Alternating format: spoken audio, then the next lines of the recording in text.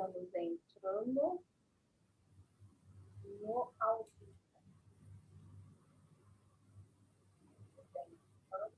Aqui, entramos no ao vivo do Projeto Mulheres. Bom, boa noite para todo mundo. Eu acho muito legal que eu comece sempre falando boa noite para todo mundo. Isso significa assim, eu estou com muita vergonha de estar aqui, mas bora lá, porque no decorrer da live eu perco a vergonha.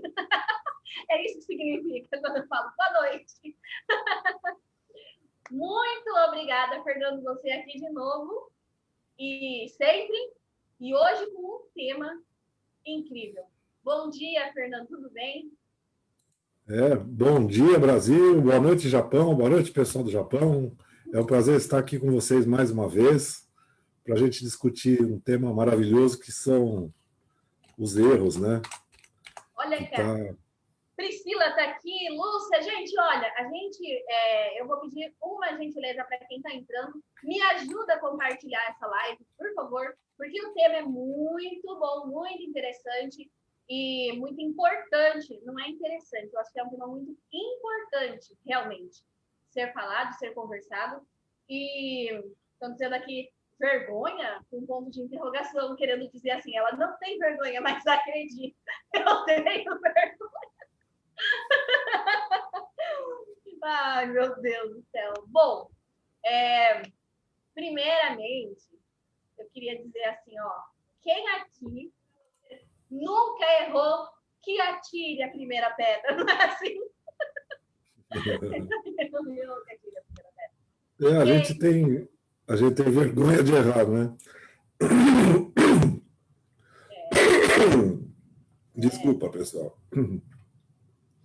A gente tem vergonha de errar, a gente não quer errar, nós aprendemos que errar não é legal, e eu coloquei um vídeo no ar falando sobre esse assunto e bombou, né? Está bombando na internet, e eu achei legal. Acho que é um vídeo que talvez o pessoal não tenha assistido, e será que a gente consegue colocar ele para as pessoas assistir? Porque daí a gente começa com o vídeo, para as pessoas refletirem junto com a gente. E aí, a galera que estiver assistindo, assiste o vídeo, que é do Fernando mesmo falando, e conforme vocês forem tendo insights e perguntas, questionamentos, aproveita. O vídeo não é um vídeo longo, é um vídeo curto. E aí, você tiver dúvida, aproveita que, imagina, às vezes a gente assiste vídeos e a gente depois fica por isso mesmo. Mas hoje a gente tem a oportunidade de assistir o vídeo e ainda ter o comentário do autor do vídeo aqui. Então, isso é maravilhoso. Perfeito. Então, vamos colocar? Eu acho que eu vou tentar, então, compartilhar aqui. Vamos ver. A tela. Vamos lá. Que legal. Vamos todo mundo assistir esse vídeo. Deixa eu ver onde é que está esse vídeo. Compartilhar. Aí. Deu. Deu? Uhum, deu. Vou fechar minha câmera, vou fechar meu fone para não atrapalhar. Gente, mas eu tô bonitão aí. Quando eu faço esses vídeos, eu fico bonitão, né? Eu tava de bigode aí. Tá bom. Vamos lá, então. Vamos colocar o vídeo para rodar, então. Vamos lá. Você acha legal errar? Errar é algo bacana? Você vai me dizer que não, né? Não é legal errar. E como você se sente quando você erra alguma coisa? Ou faz alguma coisa mal feita? Quando faz alguma coisa que não deveria fazer? Ou faz alguma coisa que te atormenta e vive te atormentando? Ou você fez alguma coisa que está atormentando você agora porque você fez mal feito, porque você errou. Você deveria ter feito melhor, você podia ter feito melhor. A cultura do erro vem sendo estabelecida na nossa mente há muito tempo, desde a infância. Desde a infância nós somos testados, nós somos avaliados, nós somos julgados e condenados. Condenado. Você é condenado a não fazer a próxima série, né? a não passar de ano porque você errou a prova, porque você não acertou o suficiente. Então, o que vai acrescentar na tua vida emocional esse tipo de aprendizado. Vai mostrar para você que quando você erra não é legal. Você não é legal quando você erra. Você não é bom quando você erra. Você não é bom quando você não consegue decidir. Nós fomos treinados para acreditarmos que errar não é legal. Ou seja, essa cultura pode levar você a não querer fazer algo porque pode ser que você erre, pode ser que você não consiga, pode ser que você não consiga fazer, pode ser que você não consiga nem tomar uma atitude para fazer. Então, a cultura do erro ser algo ruim te impede de acelerar seu processo. Imagine se você pudesse acreditar e compreender que errar é legal. Imagine se você pudesse sentir-se bem quando erra, entendendo e dando um significado novo para o erro como sendo uma forma de aprender. Imagine você acreditar que quando você errou, você aprendeu que daquele jeito, daquela forma, não é a forma correta de se fazer. E você vai tentar fazer de uma forma diferente.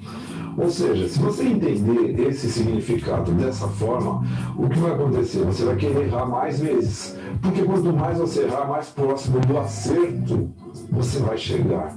Então, quanto mais rápido você for com seus erros, mais rápido você acerta. E se você adquirir a cultura de que você é legal se você faz, se você é legal se você não faz, você é legal se você erra, se você acerta, se você decide, ou se você não decide, você vai viver num plano de criatividade melhor, maior, vai gerar conteúdo e recursos que vão acelerar seu processo. E entenda se isso não seria muito importante para a sua vida. Pensa a respeito disso.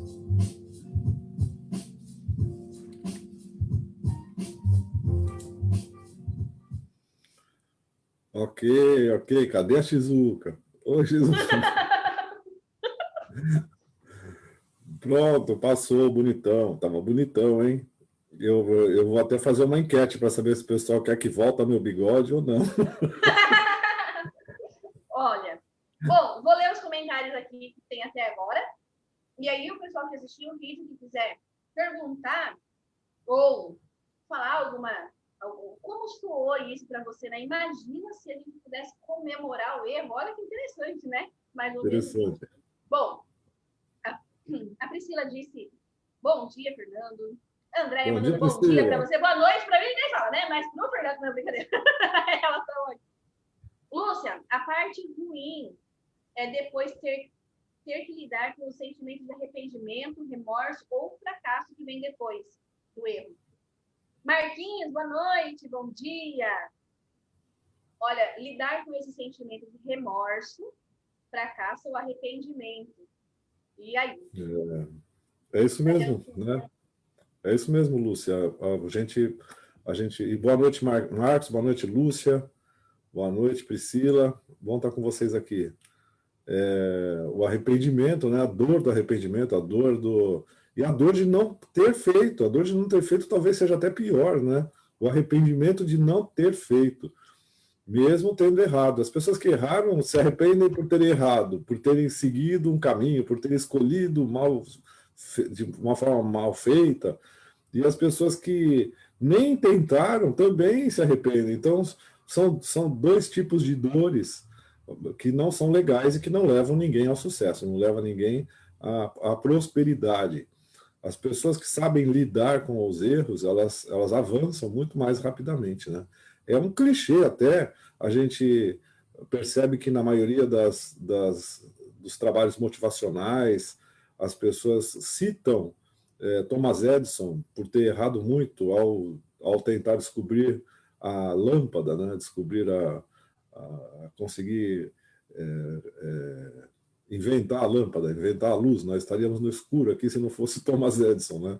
E ele errou, alguns falam 10 mil vezes, outros falam 1000 vezes e tal, a gente nem sabe direito da história, mas que ele errou muito, ele errou. E é um clichê falar a respeito do Thomas Edison, mas, entretanto, é o caso, né? Não há uma ciência em que o cientista sabe que vai acertar de primeira. Estão errando e errando e errando. Muitos cientistas estão errando aí para desenvolver a vacina contra o Covid, e eles sabem que vão errar várias vezes. E por isso o processo é lento, demorado, porque para que seja preciso e para que se atinja o sucesso, é importante que se entenda que vai haver falha. É claro, as falhas controladas para que o risco não seja fatal, né? Por isso a demora. Então é importante que a gente entenda isso, entender que é fundamental nós termos uma análise de risco.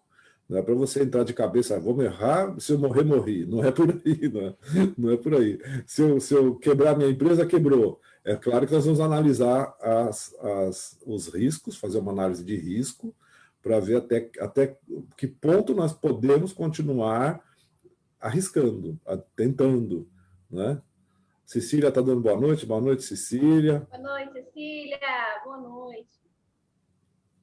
Né? E a gente percebe também que o erro está atrelado à punição. Aí vem o fator cultural, né? Nós somos treinados para sermos punidos quando erramos.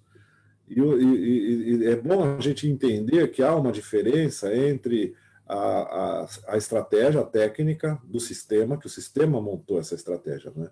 Eu vou ser punido se eu errar. E o nosso cérebro, ele vai aprender, e todo o aprendizado é importante que a gente consiga perceber a fundo o que foi que aprendemos, o que nós aprendemos quando erramos, né? E aí, chegando a esse ponto de tentar perceber o que nós aprendemos quando erramos, ou melhor, quando somos punidos, nós vamos entender que o maior aprendizado é que a gente não é legal. Por isso eu falo lá no vídeo, né? Eu não sou legal, eu errei. Eu fui punido, então eu não sou legal. O nosso cérebro infantil, lá desde a infância, vai aprendendo isso. Você não é legal, você errou. Você é legal, você não é legal, você não fez bem feito. Você não é bom, você não acertou.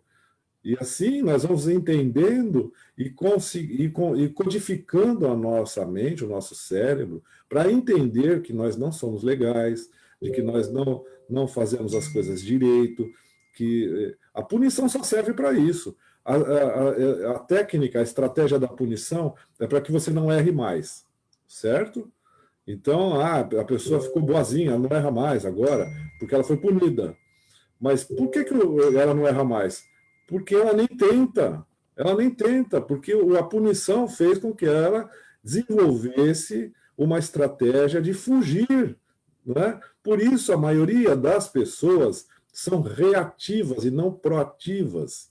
Você aprende desde a infância que errar não é legal. E aí você chega lá na empresa que você está trabalhando ou no seu negócio, você vai evitar o erro ao máximo.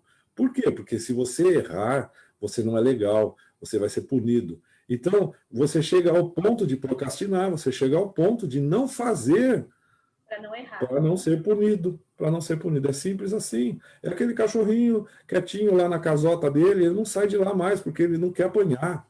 Ele não entra mais na casa, ele fica assustado, ele levanta a patinha, porque ele sabe que ele não pode entrar mais na sala. Estou dando um exemplo aí de quem não deixa o cachorrinho entrar na sala, né? Eu deixo aqui meu cachorrinho entrar na sala. Né? Mas a gente vai sendo condicionado a não fazer. E aí alguém pede para a gente fazer alguma coisa, né? Pedem para você fazer alguma coisa lá na sua empresa, né? Ou te provocam para que você seja um empreendedor, e aí o seu estômago dá um gelo, né? Você sente um frio no estômago, você sente um tremor no coração, um tremor nas pernas, alguma reação negativa passa a acontecer com você. Por quê? Porque você treinou isso a sua vida inteira. Desde a sua infância você foi treinado para acreditar que você não deve errar. Você desenvolveu esse medo, você desenvolveu essa estrutura. E para você conseguir se livrar dessa estrutura, se livrar dessa codificação que foi desenvolvida no teu cérebro desde a sua infância, há um processo, há uma metodologia, né? E nós trabalhamos com isso, é isso que a gente faz, esse é o nosso negócio. ajudar as pessoas a trazer para a sua consciência esse tipo de coisa é o primeiro passo. Você ser consciente de que você foi condicionado, você foi treinado e ainda vive no mundo, nós ainda vivemos no mundo com essa estrutura, com exceção das escolas, eu estou falando de escola, tá? Estou falando de escola mesmo. Com exceção das escolas construtivistas, que nós já falamos aqui a respeito, que permitem o erro, as escolas boas construtivistas permitem o erro e provocam as crianças para se desenvolverem inclusive a errarem, porque é entendido que através do erro a criança vai se desenvolver, ela não pode ficar com medo do erro, se ela ficar com medo do erro, ela vai paralisar-se e vai esperar que a outra pessoa mostre para ela qual é a forma certa de fazer. Ou seja, ela vai se condicionar a ser reativa, a fazer o que os outros estão falando para ela fazer, para não assumir a responsabilidade, porque ela não quererá ser punida. E assim que a maioria dos adultos são. E é por isso que a maioria das pessoas tem muita dificuldade de atingir o sucesso, de atingir uma vida melhor, isso tanto familiar, eu estou falando de todos os tipos de erro, tá? Não estou falando, porque nós generalizamos, nosso cérebro generaliza. Se eu não sou bom em alguma coisa, a gente generaliza para não ser bom em mais nada. E aí a vida vai ficando cada vez mais difícil, né? Na verdade, quando a gente começa essa questão de errar, evitar o erro, para evitar a punição, e tudo é quando você começa a julgar, porque daí você não faz nada e ainda você começa, quem erra, você aponta erros, porque daí você tem medo de ser punido, é porque você sabe que se você fizer tal coisa, isso vai estar errado, e aí você vê o outro fazendo, você começa a julgar, ou então quando você erra, aí você justifica, dizendo sempre que o problema está no outro, e aí a sua vida fica bem... Você transfere a responsabilidade, e as pessoas passam a entender que errar não é legal. E é legal, errar é legal. E eu vou depois contar uma historinha para vocês, da forma que eu aprendi a respeito disso com o próprio Joseph O'Connor, que é meu grande mestre do coaching e da PNL, né? Eu aprendi muito com o Joseph e ele me contou uma história que eu quero contar para vocês. O Marcos está perguntando aqui como vocês avaliam aquela frase popular: errar é humano, persistir é burrice. Estava pensando nisso. O nosso Marcos falou, eu não vi, passou batido aqui. Legal, legal. Quando a gente acha, Marquinho, que o erro é algo legal,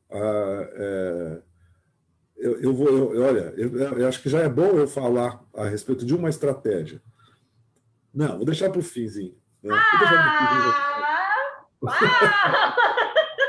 Já tem uma história e uma ferramenta agora, uma estratégia. Mas isso aí essa frase ela deixa bem claro que errar não é legal, que é burrice, né? Errar é burrice. Se a gente for interpretar isso ao pé da letra, né? Burrice, burro. O que é um burro, né? Por que a gente é comparado com o burro quando a gente faz algo errado? O que o burro faz de errado? Vamos falar do animal burro. O que o burro faz de errado? O burro é o cara que mais acerta. O burro é inteligentíssimo. Ele é tão inteligente que ele já sabe o caminho, ele decora um caminho. E aí ele só faz aquele caminho. Né? Então, talvez essa frase tenha vindo, né, de errar é burrice, persistir no erro é burrice, porque o burro ele persiste, ele sempre vai pelo mesmo caminho. Depois que ele aprende o caminho, já ouviram a expressão que o burro empacado? Eu sou do interior, eu conheço essa expressão, né? Burro empacou. Ou seja, se você quiser levar o burro para um outro caminho, ele empaca, ele para, ele trava. Ele não quer ir por outro caminho, ele quer ir por aquele caminho seguro que ele já conhece. Eu fui fazer uma viagem para Jericoacoara, no Ceará. Quem não fez essa viagem, quem não conheceu Jericoacoara, quando terminar essa pandemia, vai conhecer, porque é um paraíso aqui no Brasil. Tá? Jericoacoara é um lugar lindo, maravilhoso, é um paraíso realmente. E há um tempo atrás, Jericoacoara ainda é uma cidadezinha isolada lá no Ceará, no litoral do Ceará. E para chegar até lá, você tem que atravessar dunas, praias, é difícil o acesso. E há um tempo atrás, bastante tempinho atrás, não existia veículo para chegar até lá, você tinha que ir de burro. Tá? E aí você chegava numa cidade vizinha, eu não vou lembrar o nome da cidade, e lá você alugava um burro. Então tinha o dono dos burros que alugava o burro, ele colocou a gente em cima do burrinho e falou tchau. Eu falei, mas espera aí, você não vai com a gente? Ele falou, não, o burro sabe o caminho. Ele deu um tapa no lombo do burro e o burro foi embora sozinho. Eu com a turminha, nós fomos de burro até Jericoacoara. Então, o burro foi direitinho, ele não parou para nada. Ele foi caminhando direitinho, atravessou duna, atravessou praia, até chegar. E eu não lembro a distância, mas era uma distância legal, foi uma jornada para chegar até Jericoacoara. Hoje não, hoje já tem 4x4 para levar você para lá. Foi proibido os burrinhos, tá? E acho que legal isso. Os burrinhos agora estão soltos lá, andando pela cidade. Os burrinhos agora estão livres, não tem mais que ficar fazendo esse trabalho para a gente. Então, o que significa fazer burrice? Significa você persistir no caminho que você está, né? Nós somos racionais, nós somos inteligentes e nós podemos desviar do caminho, porque aquele a gente já conhece. E nós, como um burro, na maioria das vezes temos medo de seguir por um caminho diferente. E talvez aí esteja a grande sacada, aí esteja a grande chave, né? Na PNL a gente temos um pressuposto que diz o seguinte: se você faz a mesma coisa, você vai obter o mesmo resultado. Então, faça diferente para obter resultado diferente. Esse resultado diferente pode ser ruim. Agora, se nós estabelecemos na nossa mente que todo resultado é positivo e não há resultado negativo, porque sempre vamos aprender algo importante com esse resultado, aí nós vamos estabelecer um plano de vivência melhor, né? E nós vamos estar mais predispostos a escolher novos caminhos, a fazermos coisas diferentes. Sabe, no final do ano, quando você fala assim, o ano que vem eu vou fazer diferente, o ano que vem eu vou seguir um caminho diferente, e aí entra o ano e você não consegue. Porque você já tem essa codificação na tua mente estabelecida. Então, não há plano que você faça, que você consiga se desenvolver, se você não ressignificar, se você não mudar essa codificação na sua mente para te dar prazer em errar, prazer em ter resultado, seja lá qual for o resultado. Tá? Isso é importante. Bom, aqui a Andrea está falando assim: acho que o arrependimento de não fazer é mais frustrante e dolorido que de ter tentado errando. O sentimento de não ter feito quando podia é de fracasso. E eu acho que aí vem as lamentações. É sinistro. A Jéssica, nossa fotógrafa master. A Jéssica é incrível. Ela conseguiu fazer uma coisa que, olha, ninguém no mundo conseguiu fazer comigo. Que foi... Nossa, depois você vai ver as fotos. Ela tirou umas fotos que eu falei, meu Deus do céu. De style. Legal, André. Coitado do burro, a hora que a gente estava falando do burro. Bom dia, bom dia. Ó, aqui a Andrea falou, né, que acha que o arrependimento de não fazer é mais frustrante e dolorido do que de ter feito. Eu acho que é naquela parte que você falou, assim, o quanto que a gente deixa de fazer as coisas por medo da punição que vai vir por causa do erro que a gente pode cometer. Olha, de verdade mesmo, eu vou confessar aqui uma coisa. Se não fosse... lá, vai ser a puxação de saco agora, Márcia. Mas, assim, é porque eu admiro demais o trabalho do Fernando e tal. Mas, assim, eu acho que, para mim, foi... Agora está um pouquinho mais natural. Mas, no começo, era muito difícil. Cada vez que abria a câmera, porque eu falei ainda ontem, eu tenho medo de fazer live e de falar em público e de um monte de coisa, porque eu tenho medo das abobrinhas que eu vou falar. Então, eu deixei de fazer muita coisa que eu tive vontade de falar. Eu tenho conteúdo, estava criando conteúdo agora há pouco, tudo que eu vou escrevendo e vou deixando de lado, porque aí eu falo assim, eu vou falar sobre tal coisa. Por exemplo, hoje eu escrevi sobre a importância do lúdico, né, do faz de contas, que meus alunos aqui estavam brincando do faz de contas, e eu queria transmitir para os pais e para o mundo como que é importante deixar a criança brincar. Então eu escrevi várias coisas, mas aí de tudo que eu escrevo, o que é que eu coloco aqui no Projeto Mulheres, eu tenho você que está aqui, a gente conversa junto e tal, é muito legal, me sinto muito segura com você do meu lado. Mas aqui com você do meu lado, assim, aí, né, com você falando tudo isso. Mas eu deixo de fazer muitas coisas por medo de errar, por medo de falar alguma coisa, por medo da crítica, por medo de me chamarem de burra também, né? Então, e não é uma coisa que eu percebi, foi acontecendo. Aí, um dia, no curso, dentro do curso, a gente está fazendo curso, para quem não sabe, a gente está fazendo um super curso de PNL do Fernando, que, aliás, você ainda pode entrar. Olha que sorte de Deus, você pode entrar no curso ainda, que ele está lá gravado e a gente vai interagindo nos encontros semanais. Então, assim, ó, dentro do curso, daquilo que eu estava aprendendo, que eu comecei a ter consciência de tudo que eu estava deixando de fazer por causa disso ou daquilo, e quais são as ferramentas que eu posso utilizar para poder superar isso, né? Mas aí, é dentro do curso, né? Mas se não fosse o curso, eu ia estar até hoje com a minha boca fechada, com a câmera fechada também, sem fazer nada disso, né? E aí, eu ia perder uma oportunidade muito grande, porque tem lugares que eu vou e que pessoas que assistem... Hoje mesmo, uma moça ligou para mim, oferecendo um negócio, e aí ela falou assim, olha, eu sei que você consegue, porque eu assisto todas as suas lives. Eu falei, sério? Entendeu? É uma pessoa que acompanha. Então, e eu tenho certeza que, por exemplo, hoje esse assunto erros é um assunto que realmente incomoda muita gente. Eu conheço pessoas assim que não se permitem errar de jeito nenhum. Eu já erro, eu estou até acostumada. Mas, nesses erros, de repente, você pensa que é erro. Aconteceu isso comigo já. Eu achar que eu estava errando, falei, putz, olha, tá dando tudo errado. De repente, o negócio faz... E aí, tudo passa a fazer sentido. Tudo passa a fazer sentido. A única diferença é que, durante algum tempo, eu fiquei paralisada. Então, é o que a Andrea falou. Você acaba se arrependendo de não ter feito, porque não sabe o resultado. Então, fica uma incógnita, né? Não é isso? Eu vou falando que nem sei se né? É isso mesmo. Quando Abobrinha. Abobrinha, né? Eu acho que as abobrinhas são maravilhosas e muita coisa boa acabou acontecendo graças aos erros, né? Aquele post-it, por exemplo, da 3M, vocês devem conhecer o papel amarelinho que a gente usava, né? Hoje não se usa mais, você usa ainda? Post-it? Nossa, eu tenho Então, uma você tem? Nossa, olha Pois é. Essa colinha dele, que não cola, na verdade, porque ela só, né? Essa colinha é um erro. Isso nasceu de um erro.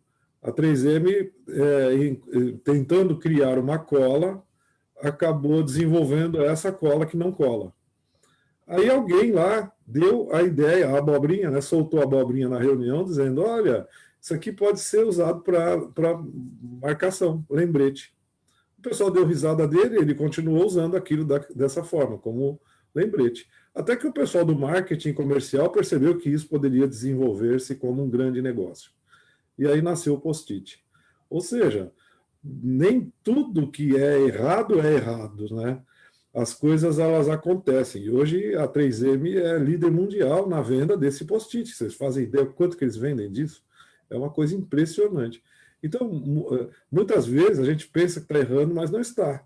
Só não estamos conseguindo enxergar, né, no resultado algo que nos favoreça. Quando a gente percebe que há um favorecimento, há uma vantagem, a gente acaba aproveitando e torna-se oportunidade de negócio ao invés de dor, né?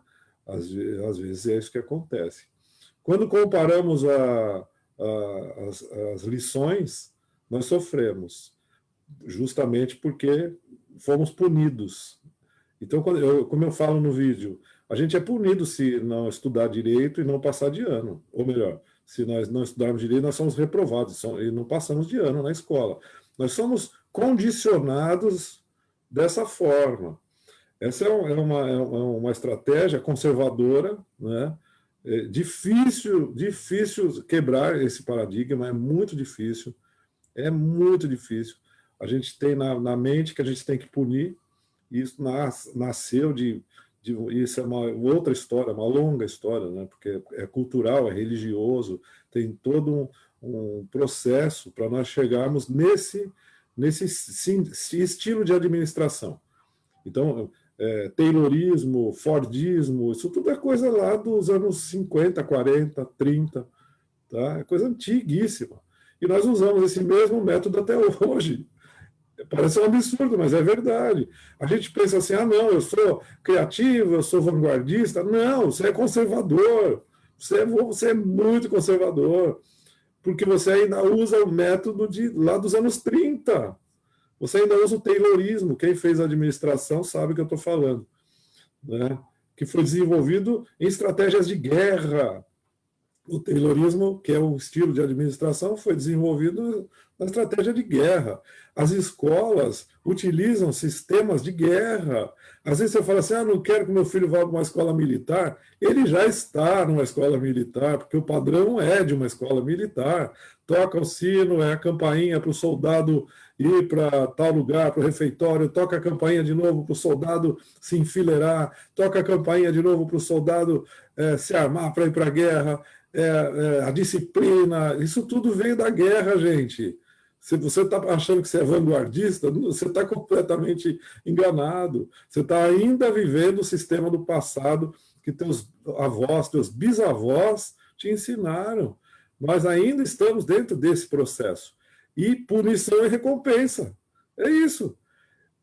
Um grande administrador, né, um guru do marketing, que é o Peter Drucker, certa vez ele falou, né? Eu não sei nem se está vivo ainda, eu acredito que não sei.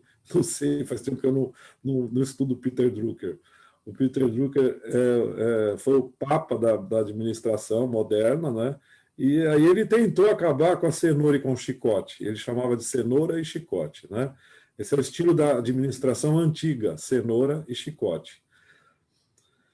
Mas, olha, isso foi nos anos 80, quando Peter Drucker veio com essas teorias da cenoura e o chicote, e que hoje o mundo não comporta mais a cenoura e o chicote, ou seja, a punição e recompensa. Entretanto, olha só, de 80 para cá, quantos anos? São 20, 30 anos, gente, já se passaram. E as indústrias, o comércio e as famílias ainda utilizam a cenoura e o chicote. Olha, você vai ganhar se você fizer bem. Olha, você vai apanhar se você fizer mal. Nós ainda utilizamos a mesma estratégia dos anos 30. Não é? Aí você vai me perguntar, mas espera aí, existe outra forma de administrar? Existe. Existe sim. Existe a forma de trocar, ao invés de trocarmos, ao invés de utilizarmos a punição, nós utilizamos consequência. Inclusive, eu cito muito, desculpa, eu cito muito a administração japonesa policial.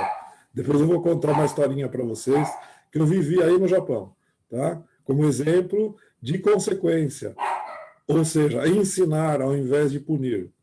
O japonês tem muito disso, principalmente a polícia japonesa. E eu vou contar uma historinha para vocês. Aguarda a historinha que é bem legal. Então, trocar, ao invés de punir, ensinar a consequência.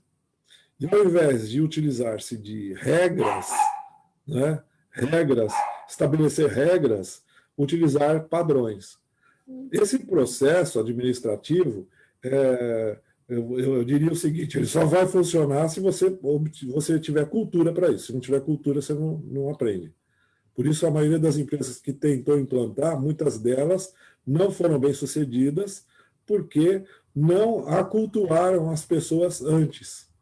As pessoas querem um líder, elas querem regra, elas querem punição, elas querem isso porque o cérebro da pessoa aprendeu que ela só vai aprender se ela for punida. Então, é um processo cultural, né? Fala, Shizuka. Isso dentro da família. Isso dentro da família. Porque, dentro na verdade, da família, a família é uma grande empresa, na verdade. Né? Da família, a mesma coisa. Né? A gente entende e grandes estratégias. E olha, eu estou falando por mim e por grandes cientistas, como também existem outros grandes cientistas que rebatem esse estilo de administração. Tá? Existem grandes psicólogos que rebatem o que eu estou falando. Tá? E eu sou contra eles. Qual o problema? Eu sou contra. Eu acredito que a punição e recompensa ela pode muito bem ser substituída por padrões e consequência. E aí, olha, inclusive, eu quero deixar registrado aqui um livro, depois de Peter Drucker, veio Tom Peters, que é um grande administrador também, um grande consultor americano, fundador da McKinsey, que é um concorrente da Pricewaterhouse, é um grande nome da administração, que procura implementar essa estratégia dentro de um mundo conservador ao extremo, que é os Estados Unidos, né? Ele tem 2 livros maravilhosos. Eu vivo dando os livros, compro de novo, aí dou de novo, mas eu tenho um dele aqui ainda, eu quero mostrar para vocês. Espera aí. Enquanto Esse isso... cara aqui, já pegou. fala que eu já mostro, então. É porque o René escreveu aqui uma coisa muito legal. O palhaço vive do erro para mostrar para a humanidade como somos ridículos querendo ser perfeitos. Que maravilha, René! Né? René, que saudade de você, René. O René faz um trabalho maravilhoso, ele é um artista, né? Ele é um palhaço maravilhoso, cheio de amor para transmitir para as pessoas. Tenho acompanhado o teu trabalho, viu, René? Tenho ficado muito feliz em ver você se desenvolvendo. É um cara que escolheu uma área de atuação, ele se formou em Direito, né? O René é um advogado, e escolheu a arte, escolheu o lúdico, escolheu o cênico para viver a vida dele. Parabéns, viu, René? Tinha medo de errar, René? Pergunta para o René. René, você tinha medo de errar, René? A Marli, amada, ela mandou olá, boa noite, Marli. E a Elisa, boa noite. E a Elisa disse bom dia para você também. René, administrador eu estava me confundindo. Faz tempo que eu não falo contigo, né, meu querido? Saudade de você. Um coraçãozinho, acho que está perdoado. É bacana o trabalho do René. Então, deixa eu mostrar o livro aqui para vocês. Eu acho que vai parecer de ponta cabeça, né? Ao contrário, mas esse aqui, ó. Esse é um dos livros do Peter Drucker. Oh, desculpa, Peter Drucker não, Tom Peters. Só que está ao contrário, né? Não, Tom Peters. Deixa eu ver, não sei pra galera. Não, tá certinho. Tá certinho? Tá certinho. Ah, é? Eu me vendo aqui, eu vejo que está escrito tudo errado, mas tudo bem. Então, esse aqui é um deles, é o ciclo da inovação, ciclo da inovação. E tem outro livro dele, que é o primeiro, esse aqui é o segundo, o primeiro que é Em Busca do UAU, do Tom Peters. Então, se você quer entender, esse aqui é o cara, se você quer entender, né, o que eu estou falando, é um livraço, é um livro cheio de... E ele é gostoso de ler, tá? Porque ele vai mostrando todos os trabalhos dele, os slides, o trabalho que ele fez com o Chicago Bulls, por exemplo, olha. Chicago Bulls. É um livro bem legal de se ler, gostoso de ler, e você vai entender esse novo estilo de administração. Mas é o que eu falei, não há como você implantar um processo administrativo como o do Tom Peters no mundo que nós vivemos. Não dá. Por quê? Porque as pessoas... O Tom Peters é contra líder, por exemplo. Né? Autoliderança. É desenvolvimento do que a empresa mais quer, que é a proatividade. E na família também, nós queremos que os nossos filhos sejam treinados para a vida, mas nós não treinamos nossos filhos para serem proativos. A gente treina o nosso filho para ser reativo. A maioria das pessoas treina os seus filhos para serem reativos. Ou seja, robozinho, faz com que o filho aprenda a obedecer. Ou seja, vai trabalhar para alguém. Ele nunca vai ser um empreendedor. Ele vai ter medo de empreender. Ele vai esperar alguém falar para ele o que ele tem que fazer, porque ele tem medo de errar. Se nós treinarmos nossos filhos para assumirem seus erros, ou curtirem seus erros e entenderem que errar é legal, poxa, aí sim você vai abrir um campo de possibilidade para que ele empreenda, para que ele se desenvolva, para que ele cresça e assim por diante. Né? Enquanto que, do contrário, ele vai trabalhar para o pessoal do fundão da classe. Eu já falei isso uma vez. Né? Quem está dominando o mundo é o pessoal do fundão. É verdade. É a turma do fundão, sabe aquela turma do fundão bagunceira que você não queria ficar perto porque estava te atrapalhando na aula? Eles é que estão tomando conta do mundo. Por isso que você vê estúpidos aí atuando como donos de empresa. Aí você fala, como é que pode? Estúpido no sentido da ignorância, do conhecimento, da sabedoria. E às vezes não falam nem direito, usam palavras erradas, etc. Né? Como é que pode uma pessoa que nem aprendeu português direito é dono de uma empresa? Ele estava livre para se desenvolver, o campo de possibilidade dele era maior do que o seu. Você estava focado ali naquela rédea curta de obedecer, de esperar. O que eu faço? Não, eu tenho que fazer certo, não posso errar, tenho que fazer certinho. Você tem demorava para entregar as expectativas de alguém ou de, né, ou de uma nota, né? Atender expectativas. Tem que fazer com que os outros olhem e digam, oh, parabéns. E, na verdade, não é esse o sentido, né? Você tem que se sentir realmente. Porque, às vezes, a pessoa vai lá e faz, e aí ganha parabéns e pronto, acabou. E é um parabéns só. Quando ela não ganha esse parabéns, ela se frustra completamente e acaba... Porque daí ela errou, porque ela não tirou a nota máxima. Aquele pessoal do fundão, não. Eles estão lá e eles estão fazendo. E quando deu, deu. Quando não deu, pô, da próxima eu faço. E continua tentando. A turma da frente da classe vai sair com seu diplominha procurando emprego. Essa é a verdade. E a turma do fundão, como não tem um diploma muito bom, quem não conseguiu muita coisa, então ele fala assim, vou vender alguma coisa. Eu vou começar um negocinho, né? Não é assim? Porque ele não vai conseguir mesmo arrumar um bom emprego. Quem vai conseguir arrumar um bom emprego é aquele que está lá nas primeiras filas. A turma do fundão, não. Eu não vou conseguir mesmo arrumar um bom emprego, então eu vou começar a vender flanela. Vou fazer flanela. É fácil, né? Só cortar o quadradinho, overlocar e pronto, vou vender flanela. Põe num saquinho e sai vendendo. Aí ele começa a vender flanela, vende 100 flanela, vende 1000 flanela, vende 5.000 flanela, começa a vender flanela no atacado, aí daqui a pouco ele está com uma indústria de flanela. Contratando o pessoal da frente, né? Com 200 pessoas trabalhando, aí falou, eu preciso daquele... Eu lembro daquele fulano que estudou comigo, que era o CDF da classe e tal, vou contratar ele para trabalhar para mim. Aí ele contrata, e aí o cara fica assim, com o olho arregalado, e fala, meu Deus, como é que você conseguiu uma indústria desse tamanho, de flanela? Já estou fazendo edredom também. Também faço edredom, também estou fazendo colchão, e ele vai indo, não é? Por quê? Foi a alternativa que ele teve, né? Agora, por que não é dada essa alternativa de empreendedorismo para as pessoas da turma da frente também, né? Por que existe essa história? Uns vão ter que ser empregados, é o Admirável Mundo Novo, do Arthur Heidel, né? Eu acho que é legal também. Por isso que é bom ser velho, sabe? Por isso que é bom a gente ter uma idade legal, porque eu lembro de tanta coisa. Lá nos anos 70 eu assisti um filme, o nome do filme era Admirável Mundo Novo, onde nós éramos selecionados por categoria, né? Alfa, beta, gama, delta, ypsilon. Os ypsilons, eles eram drogados, né? Eles eram drogados para trabalhar para os deltas. E assim por diante. Os deltas trabalhavam para os betas e os betas para os alfas, que eram seres superiores ali.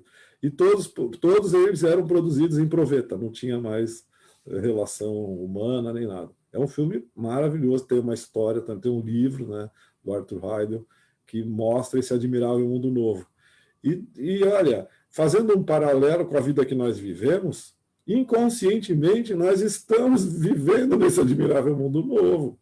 Algumas pessoas são criadas para serem empregados mesmo, e pronto. Eu já ouvi governo dizer, não, tem que ter curso técnico, esses caras não têm que fazer faculdade, não.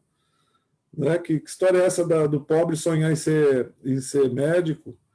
E, infelizmente, já ouvi isso, já, né? Eu não quero fazer polêmica sobre isso, mas eu já ouvi isso, eu não acho legal, eu acho que as pessoas podem sonhar, né? Acho que as pessoas podem ser o que elas quiserem ser, independente de onde nasceram, independente da estrutura que eles tenham. Se a gente prover a estrutura, elas avançam. Todo ser humano é assim. Entretanto, isso deve ocorrer desde pequenininho. Sobre a questão de erros, assim, como que pressão de não errar, porque já vem da escola. Na verdade, assim, até antes da escola, mas vamos lá, a partir da escola até a vida adulta, né?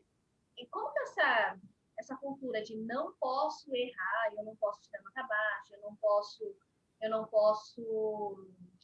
Esse não errar, ele tem a ver com a expectativa do outro. Tem? É uma pergunta.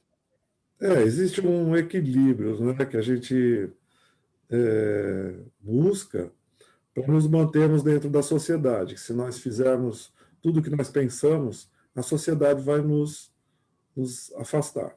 E aí não há simbiose, não há jogo, não há um jogo legal. Então é importante que a gente saiba que nós estamos dentro de um jogo, e dentro desse jogo existem regras. Nós podemos tentar mudar essas regras ou transformar essas regras em padrões. Ou criamos o nosso próprio mundo e nos desenvolvemos dentro dele, né? E assim que a sociedade existe, nós existimos. Mas se eu sou da turma do fundão, por exemplo, eu vou ficar toda a vida, assim, provavelmente sendo julgado por pessoas que são, pelos pais, de repente, dos meus amigos que não são do fundão. Minha própria família vai falar, poxa, você é do fundão. Esse tipo de coisa. Aí eu vou mudar, vou falar, não, eu quero dar orgulho para os meus pais, eu quero ser uma... Eu quero que as pessoas olhem para mim e não olhem aquela lá do fundão. Então, assim, acabo mudando a minha forma de ser. E eu cresço assim. E aí eu cresço assim, e a pergunta que eu quero fazer é: o que acontece? O que pode acontecer se eu cresço nessa... Se eu escolho não ser do fundão, mas não porque é minha essência, é porque eu não quero errar, eu quero fazer com que as pessoas gostem. Tá entendendo a pergunta? O que acontece se você escolher ser do fundão? É isso a tua pergunta? Não é só o ser do fundão, é errar. Se eu vou errar, eu vou fazer minhas coisas sem medo. Eu quero fazer ser do fundão, ou então eu quero meter a cara e abrir um negócio, morrendo de medo de errar. Eu quero, sei lá, comer chocolate até explodir, morrendo de medo de errar. E aí eu escolho não fazer nada daquilo, mas assim, a gente cresce assim, né? Pessoal, a gente cresce, eu vou crescendo e vou deixando de fazer muitas coisas por medo de errar. Que isso é ruim e bom, não sei, mas quais são as consequências disso? O que não é legal é nós treinarmos o nosso cérebro para o medo de errar. Se nós treinarmos o nosso cérebro para não errar, nós estamos nos afastando dos envolvimentos com as coisas que acontecem na nossa vida. Nós deixamos de fazer. E sem fazer, sem nos movimentarmos, não há resultado. O que há é a inércia. Então é legal nós treinarmos a nossa mente para fazer, para entrarmos em ação, para fazer com que as coisas aconteçam. Se nós não treinarmos a mente para ação, nós entramos num estado de inércia, e aí as coisas vão acontecer por acaso. Ou se alguém nos socorrer, e a gente fica sempre esperando que alguém nos socorra. Por isso as religiões são tão lotadas, né? As pessoas ficam buscando algo que as conduza. E às vezes substitui o pai, substitui a mãe, né? Então eu não consigo fazer por mim mesmo, então eu vou procurar a igreja. E vou tentar ver se lá alguém me ajuda. Esse alguém é um ser superior. E aí você vai se desvalorizando.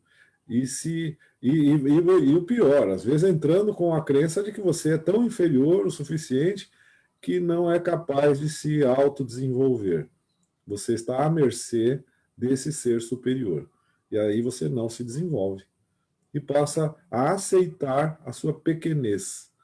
E eu ouvi muito isso, gente, em todas as religiões. Aceitar a sua pequenez. Aceitar a sua insignificância. Aceitar que você é um pó, né, no deserto. Você é um grão de areia no deserto. Tudo bem, eu entendo que somos mesmo. Em relação ao universo, sim, nós somos muito pequeninos. E, entretanto, existe um poder dentro de nós que nos une a todos os outros pós, e todos os outros grãos, e que nos faz fortes. Quando você percebe que você faz parte dessa teia maravilhosa, você acaba atraindo toda essa força do universo para você, né? Ou seja, por menor que você seja, você está conectado a esse universo gigante. E toda essa energia à sua disposição. Olha que legal, né? Olha, o Renê está falando ali. As pessoas não querem errar porque acham que, se forem serão mais incríveis, serão mais aceitas pelos outros, mas acham que vão ser incríveis sem errar. E isso não existe. É isso mesmo, Renê. É isso mesmo. A Marli está perguntando se eu tenho religião. Não tenho, Marli. Não tenho religião. Tá? Não tenho religião. Algumas pessoas dizem que isso não é legal. E eu acredito realmente que é legal não ter religião. Inclusive, eu acho que as religiões fizeram muito mal à humanidade. Eu só vejo coisa negativa que a religião fez para o ser humano. As grandes guerras, as grandes tragédias, muita discriminação, muita gente sendo queimada na fogueira, né? Muitas bombas sendo explodidas de um lado e do outro, e as duas bombas, em nome de Deus, mandando bomba, um para o lado, outro para o outro. Muitas mães sem filhos, muitas mães sofrendo dor e em lágrimas, muitas famílias desunidas, porque não, você tem que ser da minha religião, você não pode casar com outro que é de outra religião, e assim por diante. A religião, para mim, é algo que separa, não é algo que une.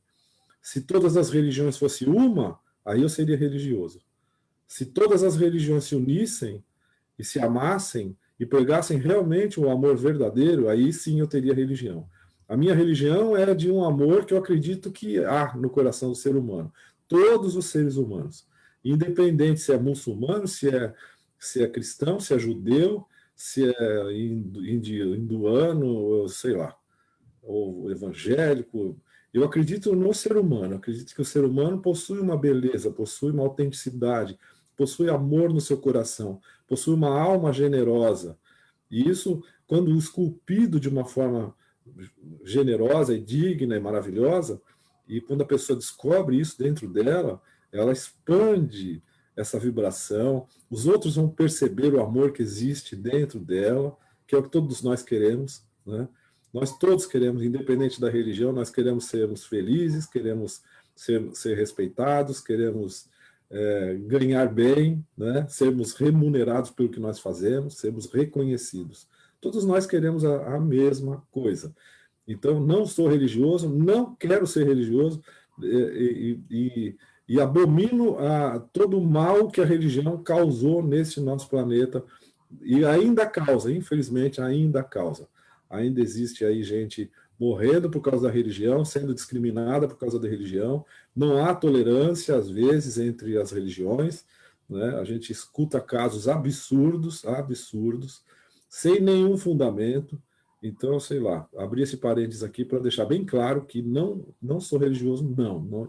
E a minha religião é o amor com as pessoas, é o meu trabalho, é ajudar as pessoas a se desenvolverem, é encantar a alma, né, para que a gente possa viver num mundo melhor. Ei, dado aí o seu recado. Podemos ir muito mais além do que imaginamos, mas tudo isso só depende da nossa força interior. A Larissa falou. Verdade, né? Exatamente. Tá tudo na nossa mente. O Fernando fala, tá tudo na nossa mente. A força interior, né? Nós entendemos que existe um inconsciente coletivo onde nós buscamos as informações. Quando nós estamos juntos nessa live e as pessoas que estão participando, nós estamos formando um mastermind, como dizia Napoleão Hill. Nós estamos formando a nossa mente coletiva. Quanto mais nós nos reunirmos, mais nós estaremos aptos a acessar essa inteligência. Nós estamos formando uma inteligência. Então é legal a gente se reunir sempre. Eu estou curtindo muito fazer essas lives com a Shizuka, dessa condição, né? Eu adoro o Japão, sou apaixonado pelo Japão. Ah, já vou contar a historinha, tá? Eu adoro o Japão. Sou apaixonado. Se eu pudesse nascer de novo, eu gostaria de nascer no Japão. Né? Então, eu curto muito isso. E eu sei que quando nós estamos conversando, a nossa mente expande. Às vezes eu tenho ideia que antes eu não teria se eu não tivesse em contato com vocês. Então, experimente fazerem reuniões semanais e estruturando ideias. Vocês vão perceber que as suas ideias vão expandindo, porque você vai captando as ideias das outras pessoas. Agora, nós podemos fazer isso com toda a humanidade. Olha que coisa legal. Existe estratégia, existem métodos para a gente fazer isso, né? Acho que é hora de eu contar a historinha, então, né? Eu acho que é. Mas eu tenho só uma pergunta, uma última pergunta. Última, sai. Fala, Chico. É assim, olha. E se eu perceber que eu errei? E eu ficar, lembra daquela pergunta da Lúcia lá no começo? E se eu ficar com aquele sentimento, putz, eu errei? Porque eu ainda não estudei, eu não me desenvolvi, eu não consigo ainda ver que o meu erro é uma oportunidade, que o meu erro é um aprendizado. Eu acho que o meu erro é um erro, que o meu erro é uma falha. Eu acho que eu errei porque eu fui desatenciosa, eu acho que eu errei porque uma infinidade de coisas, e eu fico com tudo isso, eu fico com esse sentimento, com vários sentimentos negativos, igual o que a Lúcia tinha comentado, assim, essa sensação ruim, essa sensação de loser, sabe? De, assim, não conseguir fazer, né? E aí, sim. E aí? A gente, dentro desse meu projeto, né, esse meu método, que eu chamo de 4 R's, são 4 realidades, você tem a oportunidade de perceber, e lá, nesse meu método, eu consigo levar as pessoas a perceberem esses 4 mundos que ela vive. Vive, tá? Você vive no mundo que foi apresentado a você, você vive, ou melhor, no mundo que você viu quando nasceu, depois o mundo foi apresentado a você, e você começou a perceber o mundo diferente. Depois você criou um mundo, que é o terceiro mundo, você criou o seu mundo. E começou a observar esse seu mundo que você criou. E depois você começou a ter projeções para o teu futuro, você criou o 4º mundo, que é o mundo que você ainda vai viver. Você vive nesses 4 mundos, indo e vindo, indo e vindo, indo e vindo, o tempo todo você vive nesses 4 mundos. E num deles, você errou, num deles você fez escolha ruim, num deles as coisas não aconteceram da forma que você gostaria que acontecesse. Tudo é escolha. Existem escolhas que fazemos que podemos reverter, outras não. Outras não temos como reverter. Então, o que fazemos se ainda sentimos a dor daquela escolha? O que fazer se nós ainda sentimos a dor daquele erro que cometemos? É fácil falar, né? Esquece esse mundo. Não, você não vai esquecer, você vai continuar vivendo. Ele vai continuar vivendo em você. Ele vai continuar fazendo você sentir dor. Então, nós podemos voltar numa viagem quântica para este mundo. Nós podemos fazer essa viagem quântica para este mundo e restabelecer este erro como sendo um aprendizado. Restabelecer este erro como tendo sido uma vantagem.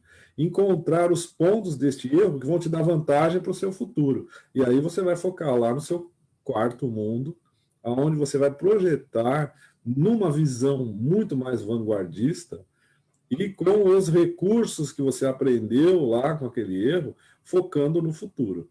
Uma vez ressignificado, você não vai sentir mais dor do erro que você cometeu. Você vai entender que você fez a melhor escolha que você podia para aquele momento. Ok? Você vai perceber isso. E os erros, eles podem te favorecer à medida em que você queira estabelecer o erro, ou melhor, enxergar o erro. Então, existe outra coisa que acontece. Nós não percebemos que estamos errando, não enxergamos o erro. Então, agora eu vou falar do ensinamento do que eu aprendi com o Joseph O'Connor. O Joseph ele era um músico e ensinava os alunos a tocar violão. Então, no momento, ele me contou o seguinte, ele disse que ele, ao ensinar as pessoas a tocar violão, elas erravam algumas notas. Aí o que ele fazia? Ele ia lá e dizia para a pessoa assim, eu quero que você agora toque o erro. Porque a pessoa fala, mas onde que eu errei? Eu não consigo. Ele tocava de novo e errava de novo. Tocava de novo e errava de novo. Aí ele falou para a pessoa assim, eu quero que você se concentre lá no seu erro. E quando a pessoa ia tocando e chegava na nota, ela falava, agora, quero que você erre. Aí a pessoa tocava errado. Não, mas eu quero tocar certo. Aí ele dizia, não, toque errado, eu quero que você toque errado. E a pessoa tocava errado várias e várias e várias vezes. Tocou errado, percebeu agora o seu erro? E ele tocou errado. Depois de ter tocado várias vezes errado, ele percebeu que o erro estava visível. Uma vez visível o erro, agora toca certo. Aí a pessoa tocava certo sem o erro, porque o erro estava visível. Eu tive um exemplo, para dar um outro exemplo para você. Eu estava... Ó, a Kemi. É a Kemi? É a Marli que está falando da Kemi. A Kemi, um beijão para a Kemi, viu? Fiquei sabendo que a Kemi foi internada, fez uma cirurgia, está passando bem, está legal. A Kemi está... Ela é guerreira. Ela é super campeã, guerreira pra caramba. Então, gente, onde é que eu estava? Aí eu ia dar um outro exemplo. Tinha uma palavra que eu não conseguia falar, eu errava a palavra. Era aquela coisa de paulistano, de falar memo, sabe? Memo. É isso mesmo, sabe? Paulistano fala memo. E eu não gostava dessa palavra memo. E aí eu estava num treinamento lá em Bento Gonçalves, no Rio Grande do Sul, e uma pessoa falou para mim, olha, Fernando, você fala muito memo. Não é legal. Não soa bem você falar memo. Você é um mestre da PNL. Como você fala memo? E aí eu falei, mas eu não falo memo. Ela falou, fala, Fernando, você fala. Você falou tantas vezes memo em menos de 30 minutos. Eu falei, é mesmo? A gente tem que acreditar no outro, porque às vezes a gente não percebe. O erro está tão intrínseco, está tão automatizado que a gente nem percebe que está errando. Olha que interessante. E é fatal quando o erro é assim, e se você ficar cego e não ouvir os outros, que eles vão te dar feedback. E é importante você ouvir o feedback. Aí essa pessoa falou para mim, você está falando muito mesmo, e eu acreditei nela. Ok. Eu usei a mesma estratégia que o Joseph me ensinou. Eu falei primeiro, eu reuni a turma de PNL, que eu estava dando treinamento, falei para ele, pessoal, é o seguinte, eu estou cometendo um erro muito grave, que é falar memo. A todo momento eu falo memo, não é legal. Tudo bem falar memo, mas não é legal, tá? Eu quero deixar de falar memo. Então, eu vou falar várias vezes agora de propósito para trazer para a minha consciência. Olha só o que eu vou dizer agora para vocês. A maior parte dos teus erros estão no inconsciente. Está aqui no inconsciente. Por isso que ele está automatizado. Você nem percebe que está errando. Para você trazer, para você eliminar esse erro, você precisa trazer para o seu consciente. Como fazer isso? Eu propus à turma que o seguinte, vocês vão ter que me aguentar, porque eu vou falar mesmo a todo momento. E de propósito.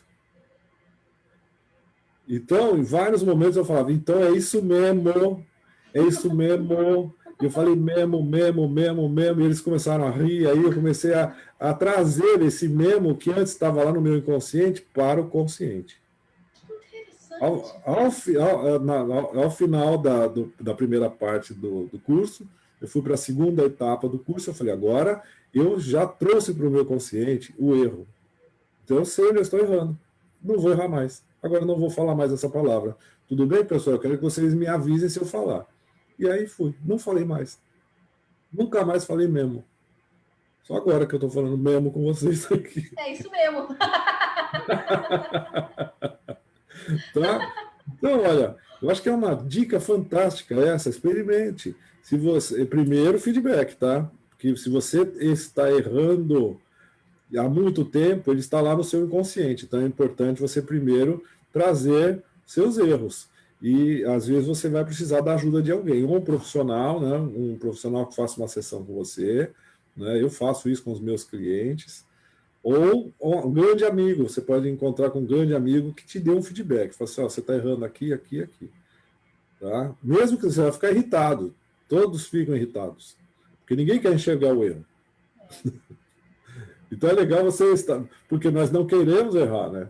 Então, vamos trazer para a nossa mente, para o nosso cérebro, o nosso erro que estava lá no inconsciente, trazer para o consciente, e aí, a partir daí, errar, né? Ou mentalmente, tá? Se for um erro físico, você vai errar mentalmente para trazer para o seu consciente. A partir desse treino, você passa a acertar, e você vai acertar, tá? Com muito mais facilidade. Tá? Então, erre primeiro, para acertar depois. É toda essa técnica, essa estratégia dos 4 mundos, da forma da implantação do processo, da retirada do processo, do desencadeamento, né, de um processo, de uma codificação mental, nós trabalhamos no nosso método 4Rs, método Caesar. Procura saber sobre o nosso curso, gente. Vai ser um prazer ter vocês lá com a gente. Entre em contato comigo, que eu explico tudo. Fala com a Shizuka. Você que está no Japão, fala com a Shizuka. Eu estou aplicando já bastante coisa. Essa semana a gente teve um encontro e eu falei, o tanto que eu apliquei aqui no meu trabalho e com as pessoas à minha volta, muito legal. Os resultados... Olha, eu nem terminei o curso e já tenho resultado. Isso é muito legal. Muito bacana. E, a gente está aqui já deu 1 hora, porque a gente começa a falar e sempre é muito bom, então não sei quanto tempo já passou. Isso é bom, adoro. Falar é uma coisa que eu gosto, conversar, aprender, então, muito mais. E a gente deixa um recado sobre erros? Um recado? R até arrumar, R até você ter consciência, esse é o recado? R. Eu vou deixar o vídeo aqui, vou postar aqui o vídeo para vocês, tá? Para você verdade, pensar. A história! A história do Japão. A história do Japão, verdade. Vamos lá. Foi? Essa história é legal. Aconteceu uma vez, foi muito legal. Eu não lembro com quem eu estava, se era com... eu não lembro o nome dele. Porque aí no Japão eu não posso dirigir, né? Eu não posso dirigir porque eu não tenho carta e aí eles não têm a história da carteira internacional. Então as pessoas tinham que sempre ficar me levando para lá e para cá. E numa dessas saídas, eu acho que eu estava com o Yuji, se eu não me engano, o Yuji que estava dirigindo. O Yuji tomou estava com o carro, ele tomou uma fechadinha, uma moto veio e ele disse que não, mas o policial disse que sim, né? Depois que nós fomos parados. Que ele deu uma fechadinha na moto e a moto parou, ele parou também, veio o policial... E eu lá dentro do carro, né? E o japonês que estava na moto, o rapaz que estava na moto, estava muito bravo mesmo, acreditando que ele tinha tomado uma fechada do carro. Aí eu lá dentro do carro, o Yuji desceu para conversar com a polícia. O policial levou o Yuji para dentro do carro dele, lá na parte de trás do carro. E eu achei estranho aquilo, né? Falei, como é que ele está lá dentro do carro? Será que vai ser preso? Eu pensei. Eu apavorado. E eles falando no Nihongo, japonês, eu não estava entendendo nada que eles estavam falando.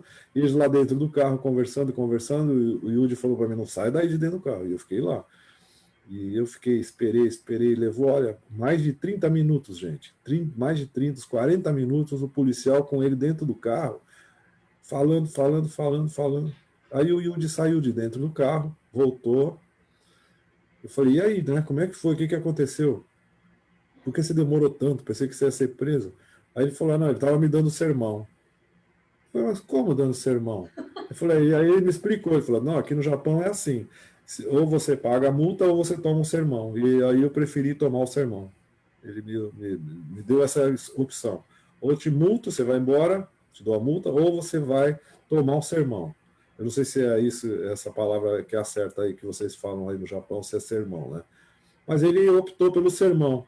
Aí ele sentou no carro e ficou escutando.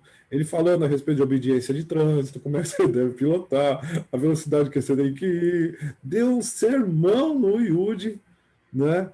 Para ele não cometer mais aquele erro. E eu achei isso fantástico. E depois ocorreu de novo. Eu estava indo para um treinamento lá no AB, lá no Night Café. Nós íamos ter um curso lá. e eu também estava sendo levado, né? Dessa vez era outro motorista, era o Ronaldo, se eu não me engano, o Ronaldo que estava me levando, e ele cometeu uma infração de trânsito, a polícia parou. A mesma coisa. Só que aí o Ronaldo falou, não, vocês querem me dar sermão, tudo bem, mas vamos até lá que eu tenho que levar o Fernando, porque vai começar o curso, e o Fernando tem que estar lá, né? Ele conseguiu convencer o policial. E o policial falou, beleza, nós vamos junto com você. E o policial foi de batedor, até a gente chegou com a polícia no local, né? Eu desci do carro e ele falou, tchau, eu vou ficar aqui para o sermão. E eu subi para fazer meu trabalho, para dar o treinamento, né? Então, o que eu quero mostrar com isso? Você percebe que você está vivendo, você que está aí no Japão, né? Você está vivendo num país evoluído, né, tecnologicamente, e em alguns pontos, né, lógico, não é tudo maravilha, nem tudo é maravilha, nem tudo é maravilhoso. Lógico, a nossa vida não é perfeita, né? É cheia de erros. Mas é legal a gente saber que essa conduta policial aí do Japão é uma conduta construtivista, essa é uma conduta que mudou o padrão de punição para consequência. Esse policial mostrou as consequências para eles. Então, eles ensinam antes de multar. Não é só a punição, existe um ensinamento. Isso é cultural. Eu acho muito bacana esse tipo de atitude, porque ensina e não vai punindo logo de cara, sabe? Ah, mas isso daí ele devia saber. Sim, dentro da lei, né? Dentro do direito, você não pode justificar o não saber para cometer um erro, para cometer uma infração, criminal principalmente, né? Mas eu acredito que certas coisas podem ser modificadas. Ao invés de você punir seu filho, pensa em mostrar para ele as consequências. De repente é melhor 30, 40 minutos de sermão do que uma punição, do que trancar o seu filho no quarto, sabe? Do que tomar o videogame dele, ou sei lá, qualquer outra coisa. Porque essa punição, a única coisa que ele vai aprender, eu garanto para você, é que ele não é legal. Isso vai fazer um mal para ele no futuro medonho. Se você punir o seu filho e não mostrar as consequências para ele, tá? Ou se só punir, se punir e mostrar consequência ainda é um meio jogo, mas o legal é você mostrar consequência, tá? Porque vai chegar uma hora que o teu filho vai dizer para você assim, poxa, você estava certo. E permita que ele erre, permita que ele quebre a cara, permita que ele entre em rascada, porque vai ser o melhor aprendizado para ele. Lógico que tudo com controle, tudo sabendo assumir o risco, tudo de uma forma bem organizada, para que nada aconteça de fatalidade na sua vida, nem na do seu filho, né? Mas experimenta para você ver.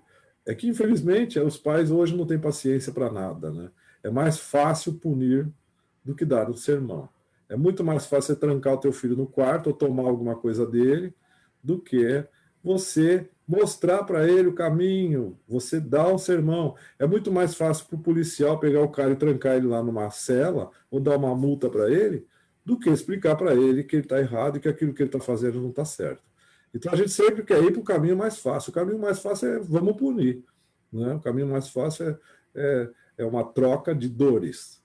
E aí todo mundo perde nessa troca. Bom, acho que beleza, né? Falei bastante demais já hoje, né? Sempre bom.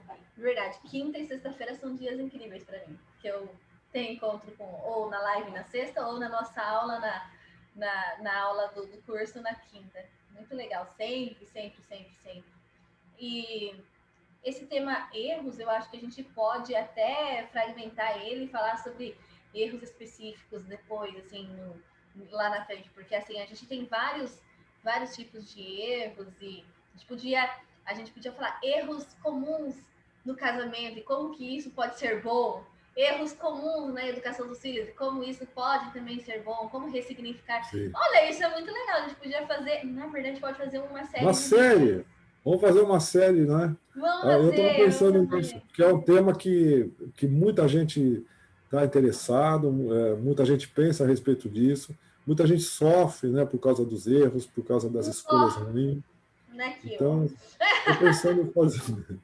Vamos fazer uma série. E vocês que estão vendo a gente aí, manda ideias, manda sugestões aí para a gente discutir. Para mim é um grande prazer poder falar sobre esse assunto. Eu amo esse assunto, adoro esse assunto. E o que eu puder fazer para colaborar com a sua vida, pode contar comigo. É verdade, colabora mesmo. Eu sou muito grata. Olha, muito obrigada, Fernando. Muito obrigada mesmo por estar aqui com a gente, estar aqui com o projeto. Mas, assim, olha, muita gente que assiste através do projeto, mas também às vezes nem às vezes amigo que indica e tal. Eu tenho certeza que de todas as lives que a gente fez, todas elas ajudou alguém com S. Alguém. Que legal. Então, e assim, como eu participo de todas, graças a Deus, eu também estou aprendendo muito, evoluindo muito. Eu agradeço demais pelo seu tempo, pelo seu conhecimento. Imagina só, você estudou tanto, você se dedicou tanto, você tem um conteúdo tão bom e você retira assim da tua vida esse tempo para você estar aqui, o tempo que é algo tão precioso. Eu realmente fico muito feliz e estou muito contente com o curso. Eu acho que a gente tem que falar mais, a gente quer que aumente essa turma do curso. Por isso que eu estou falando tanto do curso hoje, porque realmente eu peguei tão firme essa semana e apliquei tantas vezes o que eu aprendi no curso, que seria muito legal se todas as pessoas que eu conheço pudessem fazer o curso. E um curso do Fernando, você deve estar pensando, putz, deve ser caro pra caramba, né? Na verdade, não, porque está com o preço do Brasil. Então, na conversão, pra gente, ficou muito bom. Por isso que ficou muito bom mesmo, ficou muito em conta. Então, para quem ainda não tá, a gente está em pandemia, a gente está em época onde é melhor ficar em casa do que ficar por aí, né? Aproveita para desenvolver, porque em algum momento você vai ver que esse conhecimento, ele não vai ter preço. O investimento é muito pouco comparado com o resultado que tem. E eu estou tendo resultado já, porque eu estou aplicando o que eu estou aprendendo. Então, isso para mim está sendo essencial. Então, se você ainda não sabe, é um curso de programação neurolinguística que fala das quatro realidades, né? Os 4 R's, que tem o método do Fernando, e a gente tem um contato... método e aí a gente tem um contato direto com ele toda semana, é bem legal. Além da live, a gente tem ainda mais um encontro com ele, é muito bacana mesmo. Olha, é um curso muito completo. Então, eu indico para todo mundo, entre em contato aí se você tiver interesse. E o que eu quero dizer é, obrigada. Sexta-feira que vem estaremos aqui novamente. Vamos pensar, vamos ver no decorrer da semana, porque a gente vai assim, no decorrer da semana. Esse tema erros foi justamente por causa desse vídeo que teve muita visualização. Realmente não podia ter sido tema melhor, na verdade. Então, conforme o decorrer da semana, a gente vai vendo o que aparece aí, o que surge, porque o legal é esse feeling, é essa conexão, essa coisa que a gente tem e vai conversando, né? Obrigada, Fernando. Obrigada a todo mundo que participou. Marli, obrigada. Obrigado, pessoal. Beijão obrigada, no coração. Andréia, todo mundo que estava aqui. Larissa, olha, eu vi aqui o seu comentário, viu? A Larissa começou um negócio e aí ela apesar de todo o feedback negativo, ela foi forte, gambateou e tá dando certo para ela. Então, parabéns, é isso mesmo. Errando e acertando e parabéns. A gente não deixou passar não, viu, Larissa? Eu li aqui com carinho. Um beijo, muito obrigada. Boa noite para todo mundo. Ótimo final de semana. E até sexta que vem, para todo mundo. Até sexta. Até sexta. Tchau, tchau.